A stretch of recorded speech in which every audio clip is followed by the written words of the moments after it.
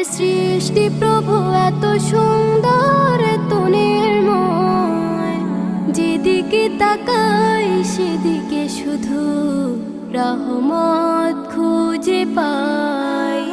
তোমার সৃষ্টি প্রভু এত সুন্দর এত নির্ময়, যেদিকে তাকাই সেদিকে শুধু রহমত খুঁজে পাই।